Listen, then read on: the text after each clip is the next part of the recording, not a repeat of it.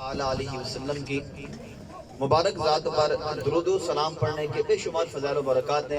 آقا صلی اللہ تعالی علیہ وسلم نے ارشاد فرمایا اسمع صلاۃ اہل محبتہ و اعرف او کما قال علیہ السلام۔ نبی کائنات صلی اللہ علیہ وسلم ارشاد فرماتے ہیں کہ اسمع صلاۃ اہل محبتہ، حضور نے فرمایا کہ جو بندہ مجھ پر محبت کے ساتھ درود پاک پڑھے، جو بندہ محبت کے ساتھ درود پاک پڑھے، حضور فرماتے ہیں اسمع، میں اس کا درود پاک خود سنتا ہوں۔ اور فرمایا وَأَعْرِفْهُمْ، صرف سنتا ہی نہیں ہوں، فرمایا اس درود پاک پڑھنے والے کا درود پاک جو محبت سے پڑھ رہا ہے میں خود سنتا بھی ہوں، وَأَعْرِفْهُمْ، اور فرمایا اس درود پاک پڑھنے والے کو پہچانتا بھی ہوں۔ یہ ہمارے آقا صلی اللہ تعالی علیہ وسلم میں تمہیں ایک نسخہ بھی عطا فرما رہے ہیں، اے غلام جب مجھے یاد کرے نا تو محبت سے کیا کر، جب درود و سلام پڑھے تو محبت سے پڑھا کر۔ ایک مرتبہ تمام احباب شوق و محبت کے ساتھ آقا صلی اللہ علیہ وسلم پر درود پاک پڑھیں۔ اللہم صلی علی سیدنا و مولانا محمد وعلی آل سیدنا و اصحاب سیدنا و مولانا محمد وبارک وسلم صلی اللہ علیہ۔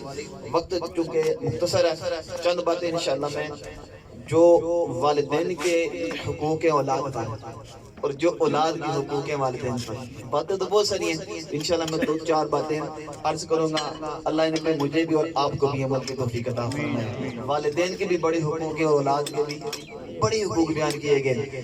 اللہ اکبر، اللہ رب العالمین نے قرآن حکیم کے اندر جو سب سے بڑی سورہ مبارکہ نازل فرمائی سورہ بقرہ، سورہ بقرہ نہیں بلکہ بقرہ، بقرہ کہتے ہیں بکری بکرا اور بقرہ کہتے ہیں گائے کو، بقرہ یہ گائے کی۔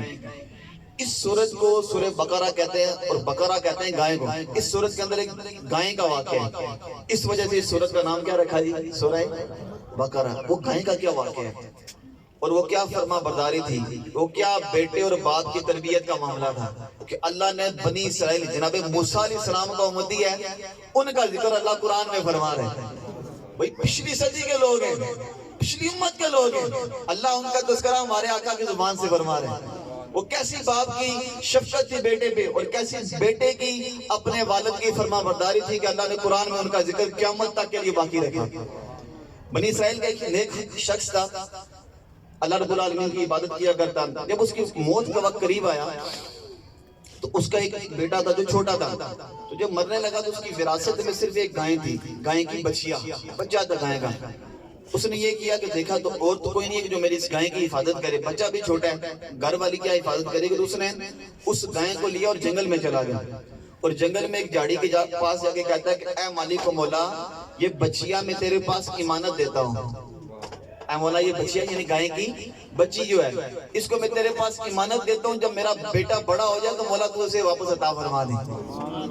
پتہ چلا کہ اپنی امانتیں کس کے سپرد کر کے جانے چاہیے؟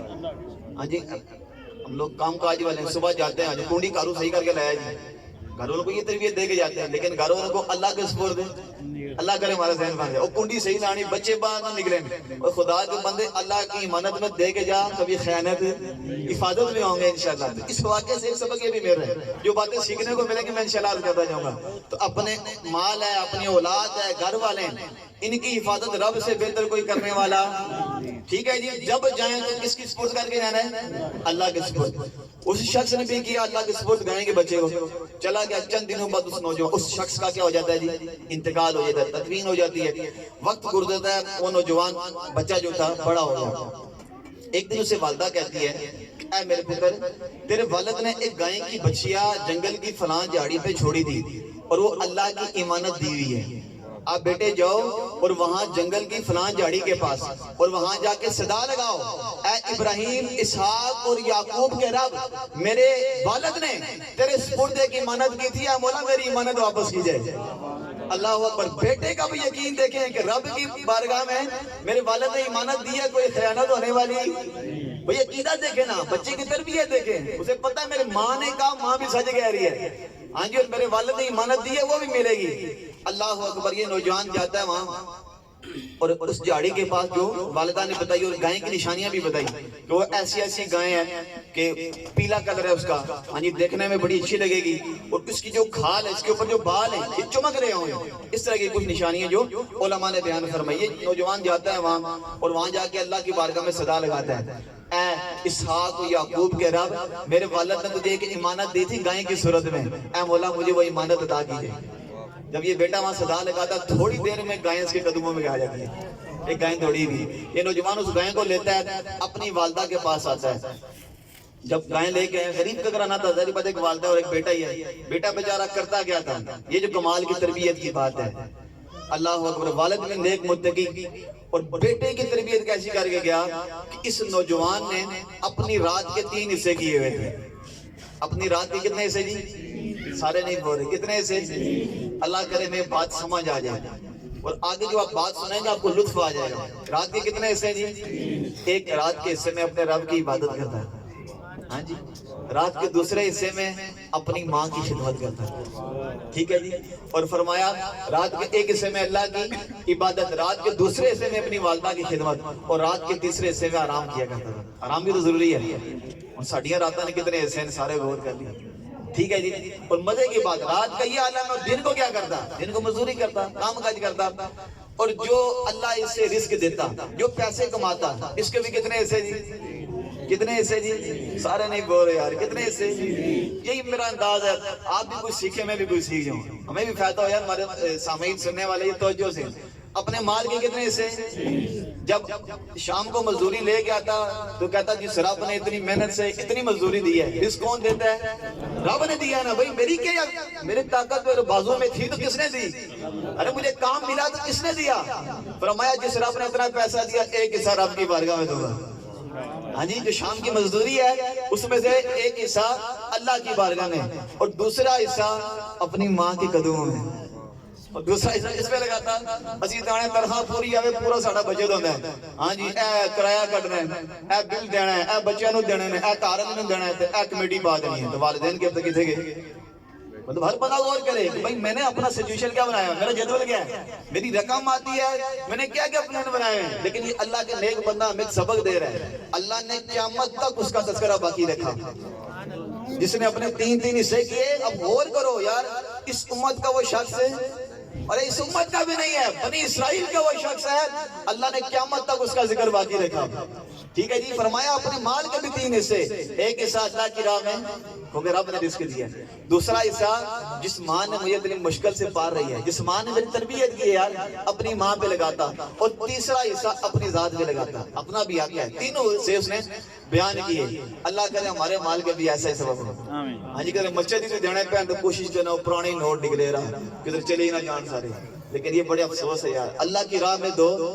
ہمارے اگر 10,000 تنخواہ ہے، 20 ہے، تو جب تنخواہ ملے نا تو ہم بھی کہیں یار یہ اللہ کی راہ میں دینا ہے، یہ اپنے والدین پہ خرچ کرنا، اور یہ بیوی بچے کاروبار سب پہ لگانا، ذہن بن جائے انشاءاللہ کامیابی ہے ہمارے لیے۔ یہ کامیابی نصرت قرآن ہمیں بیان کر رہا ہے۔ ہوا یہ کہ جب وہ گائے لے کے آیا تو اس کی والدہ نے کہا کہ بیٹا جائیں اس گائے کو بیچ کے آ جائے تاکہ کچھ پیسے مل جائیں گے اور کچھ کام کاج ہمارا آسانی سے ہو جائے گا۔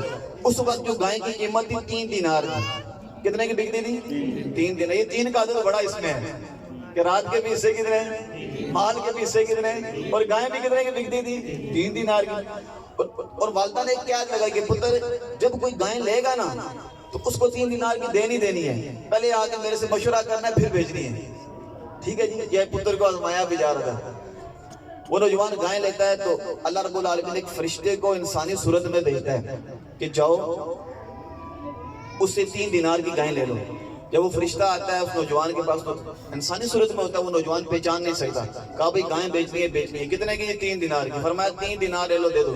فرمایا میں پہلے ماں سے مشورہ کر گیا ہوں۔ پتہ نہیں بات سمجھ آ رہی ہے کہ نہیں؟ ساڑھی تو نہیں وہ بس نپو دے جلو، لیکن والدہ نے قید لگائی تھی کہ پتر میرے مشورے کے بغیر بھیجنی۔ اسی کہنے ہیں انہوں سے بڑے ہو گئے، چھوڑو ماں پیوں نے مشورے، ہم بڑے ہو گئے، ہم زیادہ سمجھدار ہو گئے، لیکن نہیں بابا۔ اللہ اکبر۔ جب واپس آیا ماں کے پاس تو عرض کی امی جان ایک بندہ تو ملا، لیکن کہتا وہ ماں کے مشورے کے بغیر دے دے، 3 چھوڑ کے 6 دوں گا، لیکن ماں سے مشورہ۔ تو ماں بھی ماں تھی، اللہ کی ولیہ تھی، کہنے لگی پتر وہ بندہ نہیں ہے، اللہ کا فرشتہ ہے، وہ کوئی عام بندہ نہیں ہے، کون دیتا ہے اس دور میں 3 سے زیادہ؟ ان سے پوچھو کیا کریں اس گائے کا۔ تو جب دوبارہ گیا وہ نوجوان تو کہنے لگا کہ تمہارے لیے حکم کیا ہے؟ فرمایا اس گائے کو بھی بیچنا نہیں ہے، بنی اسرائیل کے لوگ تمہارے پاس آئیں گے، بنی اسرائیل کے لوگ تمہارے پاس آئیں گے اس وقت انہیں گائے بیچنا اور اس کی قیمت یہ لگانا کہ اس گائے کی کھال کو سونے سے بھر کے دیا جائے، اس گائے کی کھال کو سونے سے بھر کے دیا جائے، پھر تمہیں یہ گائے دی جائے گی۔ ہوا یہ بنی اسرائیل کے اندر المکسر، واقعہ بڑا طویل ہے، مختصر سے کر کے بیان کرتا ہوں کہ ایک مالدار آدمی تھا، اس کو اس کے چچا کے بیٹوں نے مال کی لالچ میں قتل کر دیا تاکہ یہ مرے ہم اس کے مال پہ قبضہ کریں۔ وہ قتل ہو گیا، انہوں نے پھینک دیا قتل کر کے جنگل میں۔ اب پتہ نہیں چل رہا تھا کہ اس کو قتل کس نے کیا، قرآن کا واقعہ ہے۔ وہ لوگ حضرت موسیٰ علیہ السلام کے پاس چلے جاتے ہیں کہ آپ اللہ کے نبی ہمیں بتائیں کس نے اس کو قتل کیا۔ حضرت موسیٰ علیہ السلام اللہ کی بارگاہ میں دعا کرتے ہیں کہ مولا اس کا واقعہ پتہ چلے کس نے قتل کیا۔ اللہ رب العالمین کی طرف سے حکم ہوتا ہے کہ ایک گائے کو ذبح کیا جائے، اس کی زبان کا یہ دم کا حصہ اس مردے کو مارو اور مردہ اڑ کے بتا دے گا مجھے قتل کس نے کیا۔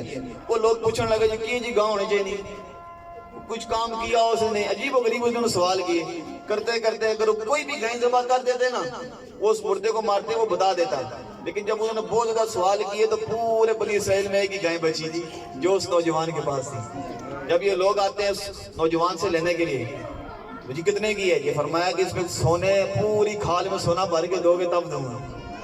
تو فرمایا انہوں نے وہ گائیں لی، سونا بھر کے دیا، اتنا پیسہ دیا۔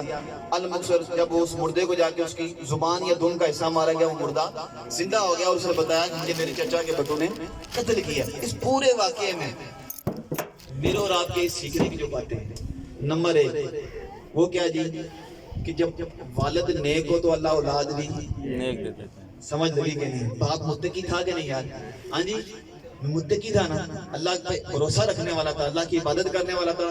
اللہ نے کیسی اولاد عطا فرمائی کہ ماں کا نافرمان تھا وہ پتر۔ آج میں بھی چاہتا ہوں میری اولاد نیک بنے، آپ کی بھی خواہش ہے، لیکن یار دیکھو میں نمازی ہوں کہ نہیں ہوں، میں کہتا ہوں میرا پتر نمازی بنے، میں نیک ہوں یا نہیں ہوں، میں اپنے والدین کے ساتھ کیا بیہیویئر کر رہا ہوں، میرا اپنے والدین کے ساتھ کردار کیسا ہے، کوئی کام میرے اولاد میرے نال کرے گی۔ پہلا سبق سیکھنے کو ملا، اگر میں چاہتا ہوں کہ میری اولاد میری فرما بردار بنے تو آپ اپنے والدین کے فرما بردار بنے، آپ نمازی بنے، آپ کا پتر بغیر کسی تکلیف کے، بغیر کسی آپ کو دعوت دینے کے آپ کا پتر آپ کا اللہ کا فرما بردار ہوگا، نمازی بنے گا۔ آپ نیک بن جائیں، ہماری اولاد بھی نیک بن جائے گی۔ دوسری سبق جو سیکھنے کو ملا، اپنی رات کے کتنے حصے کریں گے، کتنے حصے، یہ راسی 2 ہی کر لیے پڑے، چلے 3 ہی کر لیں، کم سے کم عشاء کی نماز ہم ادا کر لیں۔ کون سی نماز ہے؟ اس کے بعد ماں باپ اگر اللہ نے جن کو حیات دی ہے، دونوں زندہ ہیں نا، ان کے قدموں میں تھوڑی دیر کے لیے آ جائے یار، میں آپ کو صحیح عرض کر رہا ہوں، تھوڑی دیر کے لیے ماں باپ کے پاس بیٹھ جاؤ، پھر آپ پوری رات صحیح رکھو۔ اللہ نے چاہا تو کسی کے سامنے ہاتھ پھیلانے کی آپ کو ضرورت نہیں پڑے گی، اللہ اتنا عطا فرمائے گا ماں باپ کے صدقے۔ ٹھیک ہے جی۔ اور تیسری بات جو اس واقعے سے سیکھنے کو ملی، اپنے مال کے بھی کتنے حصے کرنے چاہیے، ایک اللہ کی راہ میں، دوسرا ماں باپ، یار یہ بھی ہیں یقین مانے۔ جب کئی والدین کو ہم دیکھتے ہیں، پتر تو بڑا سوٹ بوٹ لگا رہا ہے اور بیچارہ والد کوئی 6 سال پرانی سویٹر لگی ہوئی بیچارے ہیں، اب وہ کیا اولاد سے مانگے یار؟ اولاد کو حیا آنی چاہیے کہ اللہ نے مجھے دیا اور میرے باپ کے تانے پہ اتنا اچھا کپڑا نہیں ہے تو میں غور کروں یار کیا ہوگا میرے ساتھ۔ ٹھیک ہے جی، ماں باپ کو مانگنے کی ضرورت نہ پڑے یار، حیا آنی چاہیے اس اولاد کو جس سے اس کے والدین مانگتے ہیں۔ میں خود والدین کے قدموں میں پیش کروں کہ اللہ نے آپ کے صدقے مجھے اتنا دیا ہے، یہ آپ قبول کیجیے ابا جی، یہ امی جی آپ قبول کیجیے۔ والدین ہم سے مانگیں گے یار، یہ کون سی بات ہوئی؟ تو انشاءاللہ ہم موقع نہیں آنے دیں گے، یعنی ہمارے والدین نہیں مانگیں گے بلکہ ہم ہاتھ جوڑ کے امی ابو کے بارگاہ میں اپنی رقم پیش کیا کریں گے۔ اور تیسرا رقم اپنے پہ لگائیں، بچوں پہ لگائیں، انشاءاللہ اللہ نے چاہا تو برکتیں ہی برکتیں ملیں گی۔ ایک حدیث پاک میرے آقا صلی اللہ تعالیٰ علیہ وسلم نے ارشاد فرمایا، اپنی اولاد کو 3 چیزیں سکھاؤ۔ کتنی چیزیں تھیں؟ بول رہے نہیں، یہ 3 کا عادت یاد رکھیں گے آپ، شاید یہ بھول جائیں گے۔ کتنی چیزیں سکھانی ہیں؟ یہ 3 چیزیں اپنے اولاد کو سکھا دی، آپ کے اولاد کا بھی نافرمان ہے۔ حضور نے فرمایا اپنے اولاد کو میری محبت سکھاؤ۔ پہلی چیز کیا سکھانی ہے؟ اپنے نبی کی محبت، حضور کی محبت سکھانی ہے۔ دوسری چیز نبی پاک صلی اللہ تعالیٰ علیہ وسلم نے فرمایا اپنی اولاد کو میرے اہل بیت کی محبت سکھاؤ، سادات کرام کی۔ ہاں جی، سیدزادے آ جائیں تو ہمارے بچوں کو بتاؤ یہ آل رسول ہیں، ہاں جی ان کے آگے بولنا نہیں ہے، ادب کرنا، رسپیکٹ کرنی ہے، ان کی آل رسول ہیں، یہ حضور کے ٹکڑے ہیں، ہاں جی ان سے محبت کرنی ہے، یہ اپنی اولاد کو سکھانا یہ کون فرما رہے ہیں؟ ہمارے آقا فرما رہے ہیں، سرکار فرما رہے ہیں اپنی اولاد کو پہلے میری محبت اور پھر میری آل کی محبت۔ اور تیسری بات نبی پاک صلی اللہ علیہ وسلم نے فرمایا اپنی اولاد کو قرآن کی محبت سکھاؤ۔ کس کی محبت ہے؟ اگر قرآن کی محبت اولاد کو آ جائے تو کیسے آپ کی نافرمان ہوگی، اور کیسے آپ کو گالیاں دینے والی ہوگی، کیسے میں برا بلا کہے گی؟ کیوں جی جو قرآن کہتا ہے اپنے والدین کو اف بھی، قرآن کی جب بڈھے ہو جاتے ہیں بیچارے قرآن پڑھنا صحیح نہیں آتا، کیسی محبت سکھائی ہم نے؟ ہاں جی جب نبی کی محبت ہوگی تو بتائیں یار اس کے گھر میں کیا معاذ اللہ ٹی وی پہ کیا فلم ڈرامے چلیں گے؟ ہاں جی یہ ہٹ مدینہ مدینہ چلے گا؟ اور بھائی مدینے والے کی محبت ہوگی تو گھر میں کیا الٹی سیدھی تصویریں لگی ہوں گی، گنبد خضرا کا تصویر لگی ہوگی، کبھی کعبے کی تصویر لگی ہوگی، کبھی غوث پاک کے مزار کی تصویر لگی ہوگی۔ نبی کی محبت تو یہ ہے کہ جب دیکھے دواروں پہ دیکھے ٹی وی پہ دیکھے تو کبھی حضور کی محبت کے جام نظر آئیں گے، کبھی سرکار کے غلاموں کے جام نظر آئیں گے۔ محبت تو یہ ہونی چاہیے۔ اللہ ہمیں سمجھنے کی اور عمل کی توفیق عطا فرمائے۔ تو کتنی چیزیں سکھانی ہیں اپنی اولاد کو؟ نمبر 1 آپ کو دیکھیں، نمبر 1 اپنے نبی کی محبت۔ کس کی محبت؟ نبی کی محبت۔ دوسری نبی کی آل رسول کی محبت سکھانی ہے، اور تیسری کس کی محبت؟ قرآن پاک۔ دو باتیں بیان کی، یہ کس کے لیے ہے؟ یہ والدین کے لیے، اور اولاد کے لیے کیا ہے؟ المقصد میں 2 باتیں بیان کرتا ہوں، انشاءاللہ ہمارے لیے اس میں سمجھنے کی بڑی باتیں ہوں گی۔ میرے آقا صلی اللہ علیہ وسلم کے صحابی ہیں حضرت عبداللہ بن عباس رضی اللہ عنہ۔ کیا نام ہے جی؟ حضرت عباس رضی اللہ عنہ۔ ان کے بیٹے آپ فرماتے ہیں ایک شخص میرے پاس آیا اور عرض کرنے لگا کہ حضرت میں نے ایک عورت کو نکاح کا پیغام بھیجا کہ میرے سے نکاح کر لیا جائے، اس نے انکار کر دیا۔ کسی اور نوجوان نے اسے پیغام بھیجا تو اس نے قبول کر لیا۔ تو میری غیرت کو یہ بات گوارا نہ ہوگی، میں نے اس عورت کو قتل کر دیا۔ فرماتے ہیں کہ کیا اللہ کی بارگاہ میں میری توبہ قبول ہو سکتی ہے؟ کوئی صورت ہے اللہ کی بارگاہ میں معافی کی؟ کیونکہ اس نے پورا ایک انسان کو قتل کر دیا، ایک عورت کو مار دیا۔ حضرت ابن عباس رضی اللہ تعالیٰ پوچھتے ہیں کیا تیری ماں زندہ ہے؟ بندے نے کیا کیا جی؟ رب کی نافرمانی کی ہے۔ قرآن کہتا ہے کہ جان کے بدلے جان کو قتل کیا جائے گا، جان کے بدلے رب کی نافرمانی کیا ہے کہ مسلمان کو بلا وجہ قتل کر دیا ہے۔ حضرت ابن عباس کیا پوچھیں تیری ماں؟ عرض کی حضرت ماں زندہ نہیں ہے۔ حضرت ابن عباس فرماتے ہیں کہ جاؤ پھر اللہ کی بارگاہ میں توبہ کرو، اور جو اللہ کے قرب کا ذریعہ ہے، جو اللہ کی بارگاہ میں مقبول ہونے کا ذریعہ ہے، ویسے کام کرو۔ جب آپ یہ بات فرما چکے تو حضرت عطا بن یسار رضی اللہ تعالیٰ عنہ یہ حضرت ابن عباس کی بارگاہ میں حاضر ہوتے ہیں اور کہتے ہیں کہ حضرت اس شخص نے قتل کیا، اتنا بڑا یہ گناہ کر کے آیا، اور وہ آپ سے یہ پوچھ رہے کہ میں اللہ کے نزدیک کیسے ہو سکتا ہوں، اللہ کا قرب کیسے حاصل کر سکتا ہوں، میری توبہ کیسے قبول ہوگی؟ وہ تو توبہ کرنے آیا اور آپ اس سے پوچھیں تیری ماں زندہ ہے؟ اس بات کو کوئی تعلق مجھے سمجھے نہیں آ رہا۔ وہ توبہ کرنے آیا، ماں کے بارے میں پوچھ رہے ہیں۔ اب قربان جائیں ہمارے صحابہ کا عقیدہ کیسے تھا ماں کے بارے میں؟ حضرت ابن عباس فرماتے ہیں کہ میرے نزدیک ماں کی خدمت کرنا، ماں سے حسن سلوک کرنا، ماں کا ادب کرنا، ماں کی خدمت کرنا، یہ ایسا عمل ہے کہ اس سے افضل کوئی عمل ہی نہیں ہے کہ جس کے ذریعے بندہ اللہ کا قرب حاصل کر لے، جس کے ذریعے بندہ اللہ کے نزدیک ہو جائے۔ فرمایا ماں کی خدمت کرنا، ماں کے ساتھ حسن سلوک کرنا، یہ ایسا عمل ہے کہ فرمایا اس کے ذریعے بندہ اللہ کا قرب حاصل کر لیا کرتا ہے۔ اس سے بڑھ کے میرے پاس کوئی بڑا عمل نہیں ہے۔ اور ماں ہی ماں کیا بات ہے، میں چند دن پہلے حدیث پاک پڑھی ہے، ماں کے ہم نے بڑے فضائل سنے کہ ماں کے قدموں تلے جنت ہے۔ حضور فرماتا ہے جس نے ماں کے قدموں کو چوما اس نے جنت کی چوکھٹ کو چوما۔ لیکن ایک فضیلت میں نے پڑھی، یقین مانے جب پڑھی تو دل میں ہلچل مچی ہے، کب گھر پہنچو تو ماں کے پاس پہنچو۔ حدیث پاک ہے حضور نے فرمایا من قبل بین العینین امی، حضور فرماتے ہیں جس نے اپنی ماں کی دونوں آنکھوں کے درمیان بوسہ دیا، سبحان اللہ، جس بندے نے اپنی ماں کی دونوں آنکھوں کے درمیان کیا کیا جی؟ چوما، بوسہ دیا۔ حضور فرماتے ہیں کانا لہو براۃ من النار، یہ بوسہ دینا، ماں کی پیشانی کو چومنا، اللہ رب العالمین اس کی برکت سے اس کو جہنم سے نجات عطا فرما دیتے ہیں۔ یعنی یہ بوسہ دینا، اس کا عمل اتنا بڑا ہے، اس کی فضیلت اتنی بڑی ہے، فرمایا یہ جہنم اور اس کے درمیان 70 دیوار بن جاتی ہے، اللہ ماں کی پیشانی کو چومنے کی برکت سے اسے جہنم سے رکاوٹ عطا فرما دیتے ہیں۔ ہاں جی، چومنے کی چیزیں تو یہ ہے۔ ہاں جی، ہم کس طرف چل پڑے؟ تو جنہیں توفیق دے، جن کی ماں حیات ہے، یہ بہت بڑی نعمت ہے یار۔ ہاں جی، آئیں گھر میں سب سے پہلا عمل کیا کرنا جی؟ ماں کی پیشانی کو چومنا. جن کی حیات ہیں نیت کریں گے انشاءاللہ ماں کی پیشانی کو چوما کریں گے. ہے کوئی نیت کرنے والا جی؟ ہاں جی ماشاءاللہ. جن کی والدات حیات ہیں یہ کر سکتے ہو, ورنہ ماں ٹور گیا تو پھر موقع پھر یہ موقع. ہاں آج دیکھ لیں کہ حسرت کر رہے ہوں, کاش میری والدہ ہونی تو میں بھی چومنے والا. اور والد تو باپ تو باپ ہوتا ہے. حضور فرماتے ہیں کہ جس کا والد راضی نہیں ہے اس کا رب بھی راضی. اور جب تک باپ راضی نہیں ہے ہمارے سے ہمارا رب بھی راضی. یہ بات سمجھیں اس کو. بڑی پیاری ایک روایت ہے, حضرت قرطبی امام قرطبی رحمۃ اللہ تعالی علیہ فرماتے ہیں کہ بروز قیامت ایک شخص کو اللہ کی بارگاہ میں کھڑا کیا جائے گا. اللہ اکبر. آپ فرماتے ہیں جب اس کے نام اعمال کو تولا جائے گا تو اس کا نام اعمال برابر رہے گا. آخری بات کرتا ہوں پھر انشاءاللہ دعا کی طرف چلتے ہیں. اس کے نام اعمال کو کیا کیا جائے گا جی؟ تولا جائے گا. اب نہ نیکیوں والا پڑا بھاری ہے نہ گناہوں والا, برابر ہو گیا. اس کے لیے حکم ہوگا کہ بندے نہ تو جنت کی طرف نہ تو جہنم کی طرف, کیونکہ تیرا نام اعمال برابر ہے. اتنے میں ایک فرشتہ آئے گا اور ایک صحیفہ, ایک کاغذ اٹھایا ہوگا, اس پہ لکھا ہوگا کہ اس نوجوان نے دنیا کے اندر اپنے والد کو اف کہا تھا. دنیا کے اندر اپنے والد کو اف کہا تھا, اور بروز قیامت یہ اف کہنا فرمایا اس کا اتنا بڑا گناہ ہوگا کہ یہ پہاڑوں سے بھی زیادہ وزندار ہوگا. کیونکہ قرآن نے کہا اپنے والدین کو اف, فرمایا کہ جب وہ روکا لایا جائے گا صرف یہ لکھا ہوگا کہ اس دنیا میں اپنے والد کو کیا کہا تھا, اف کو دور نکالا. ساڑھے اللہ خیر کرے, آج کل ہوتا گیا. فرمایا اس روکے کو جب رکھیں گے تو اس کے گناہ والا پڑا کیا ہو جائے گا, بھاری ہو جائے گا. اللہ کی طرف سے حکم ہوگا کہ اس بندے کو جہنم کی طرف لے جاؤ.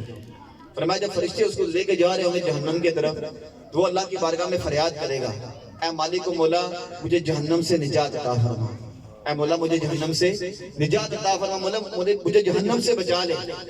اللہ رب العالمین فرشتوں کو حکم فرمائے گا کہ فرشتوں اس کو روکو, اے فرشتے اس کو روکو. اس بندے سے اللہ ارشاد فرمائے گا بندے تو نے کس وجہ سے کہا مجھے جہنم سے نجات عطا فرمائے. تو اللہ کی بارگاہ میں عرض کرے گا مولا تو نے مجھے جہنم میں جانے کا حکم دیا, کیوں؟ کیونکہ میں اپنے والدین کا نافرمان تھا. یعنی آج جہنم میں جانے کی ریزن یہ بنی کہ میں اپنے والدین کا نافرمان تھا. فرمایا مالک مولا میں دیکھتا ہوں کہ میرا باپ بھی جہنم کی طرف جائے گا, کیونکہ اس نے بھی زندگی ایسی گزاری تھی کہ والدین کا فرما بردار نہیں تھا, وہ بھی والدین کا نافرمان تھا. لیکن مولا میری تیری بارگاہ میں عرض ہے کہ مالک و مولا میرے والد کے جتنے بھی گناہ ہیں نا, بات سمجھیے گا.